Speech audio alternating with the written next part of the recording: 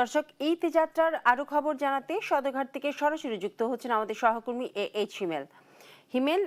Launch ঘাটে যাত্রীর চাপ কেমন দেখছেন এবং বাড়তি ভাড়া আদায় বা বাড়তি যাত্রী নেওয়ার কোনো অভিযোগ রয়েছে কিনা সেটা জানাবেন।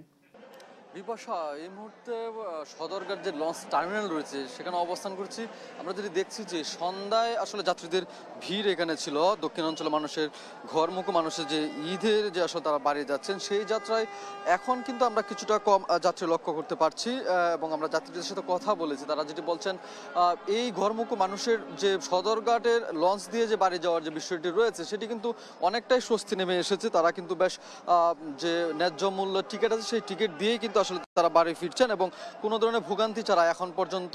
লঞ্চের কোনো ধরনের শিডিউল বিপর্যয় ছাড়াই কিন্তু আসলে নির্বিঘ্নে যাত্রীরা টিকিট কেটে বাড়ি ফিরছেন, তেমনটাই কিন্তু যাত্রীদের কাছ থেকে আমরা জানতে পেরেছি। অন্যদিকে আমরা কর্তৃপক্ষের সাথে কথা বলি, তারা যেটি বলছেন যে ঈদ যাত্রায় এখন পর্যন্ত 60টি লঞ্চ আসলে ঢাকা থেকে ছেড়ে গিয়েছে এবং এই মুহূর্তে কিন্তু আরও 2টি লঞ্চ অপেক্ষা রয়েছে, যেটি বরিশালগামী লঞ্চ এবং সেটি কিন্তু যাবে এবং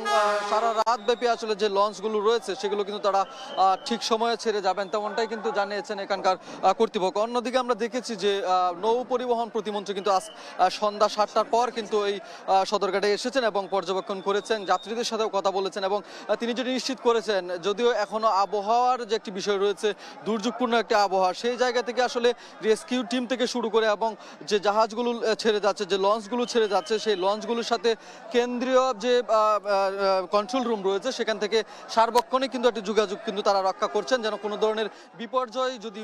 সৃষ্টি হয় সেটি যেন মোকাবেলা করতে পারেন। এছাড়াও আইন শৃঙ্খলা বাহিনীর যে তৎপরতা রয়েছে সেটি কিন্তু বেশ চোখে পড়ার মতো। আমরা যেটি দেখেছি যে র্যাব আর পুলিশ এবং অন্যান্য কোস্টগার্ডের যে নিরাপত্তা কর্মীরা রয়েছে তারাও কিন্তু আসলে নিরাপত্তার সাথে যাত্রীরা যেন নির্বিঘ্নে বাড়ি গিয়ে ঈদ করতে পারেন সেটি নিশ্চিত করার জন্য তারাও কিন্তু কাজ করছেন এবং যাত্রীরা কিন্তু নির্বিঘ্নে বাড়ি যাওয়ার জন্য টিকিট কেটে লঞ্চে করে কিন্তু তারা দক্ষিণাঞ্চলের মানুষগুলো কিন্তু বাড়ি ফিরছেন। রাজধানীর সদরঘাট থেকে ঈদ যাত্রার এই ছিল সর্বশেষ